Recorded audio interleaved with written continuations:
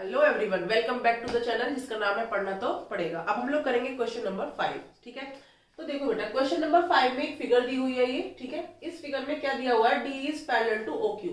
कहा D, this is D, this line जो blue line है हमारी स्लांट लाइन जो आपको दिख रही है D, this is parallel to O Q and D F is parallel to O R. और जो इधर वाली लाइन है डी एफ, ये किसके पैरेलल है बेटा, ओ आर के पैरेलल है। ये हमें दिया हुआ है। अब हमसे ये बोल रहा है कि हमें शो करना है E F is parallel to Q R. So E F is parallel to Q R, ये हमें प्रूव करना है। ठीक है, हमने बीपीटी पढ़ ली थी और कन्वर्ज ऑफ बीपीटी भी पढ़ लिया था। ठीक है, अब वही यहाँ पर हमारा यूज होने वाला है। ध्यान से देखेंगे कैसे करना है इस क्वेश्चन को। ठीक है, अगर मैं आपसे बोलूं कि मैं ट्राइंगल ले लेती हूँ, कौन सा ट्राइंगल लूंगी, ओ क्यू पी ओ या फिर ओ क्यू पी लिख लेते हैं। ठीक है, ऑन टेकिंग ट्राइंगल OPQ, मैंने अगर OPQ ट्राइंगल ले लिया, क्योंकि हमें क्या दिया हुआ था, हमें दिया हुआ था ये वाली लाइन और ये वाली लाइन दोनों आपस में कैसी बेटा, पैरेलल है। तो बस सीधी सी बात है, इन दोनों लाइनों को पैरेलल देखा तो मुझे ये ट्राइंगल समझ आया और मैंने देखा कि ये वाला जब इसके पैरेलल है, यानी कि इन दोनों का रेशियो मैं फाइंड आउट कर सकती हूँ by BPT. So by BPT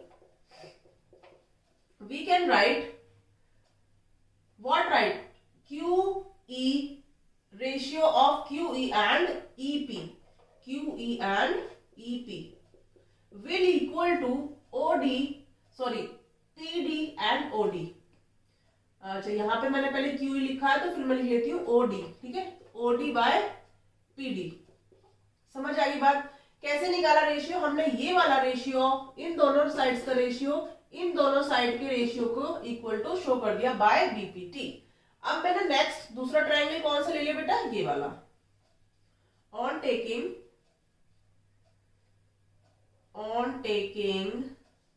triangle OPR, क्या हो जाएगा, बाय बीपीटी क्या लिखेंगे हम लिखेंगे triangle, in triangle OPR ratio of FR to PF या फिर RF to PF will equal to किसके होगा, OD और PD के, OD अपॉन PD के। ठीक है बेटा, ये चीज हमें हमारी इस फिगर में ही दी हुई है, वहीं से हमने बीपीटी लगा के इसको कर लिया। ठीक है, तो हमारे पास दो इक्वेशन आ गई, equation number 1 and equation number 2।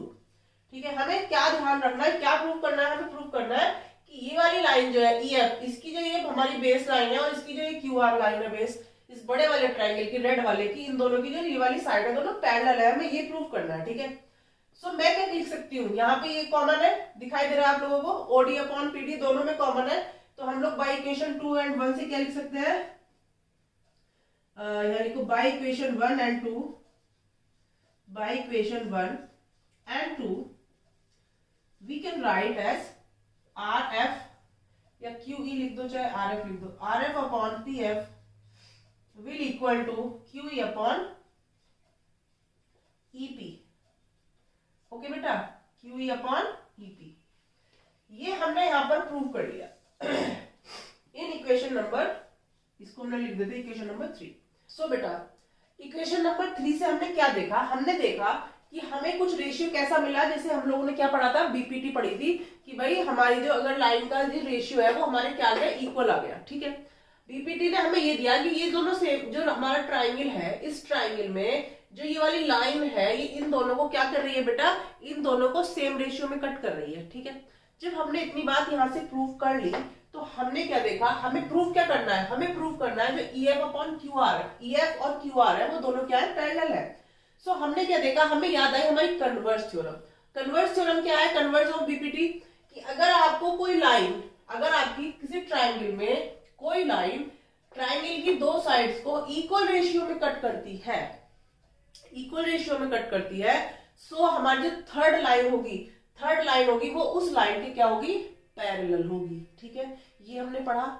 और हमने बीपीटी में क्या पढ़ा था, हमने बीपीटी में ये पढ़ा था कि अगर हमारी कोई एक लाइन जो है वो दो साइड्स को किसी रेशियो पे कट कर रही है, अगर वो लाइन इसके पैरेलल है तो वो रेशियो क्या होगा बेटा, सेम होगा। ये हमने बीपीटी में पढ़ा था। ठीक, कन्वर्जन ऑफ बीपीटी में क्या पढ़ा कि इन दोनों का रेशियो अगर इक्वल है, अगर इन दोनों का रेशियो इक्वल है, सो जो हमारी जो थर्ड साइड है ट्राइंगल की वो उस लाइन के पैरेलल होगी जिसने इन्हें कट किया था। ठीक है, सो हम यहां पर क्या लिख सकते हैं, bye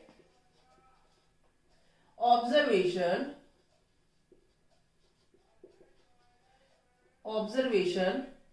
in equation number 3 we can say by applying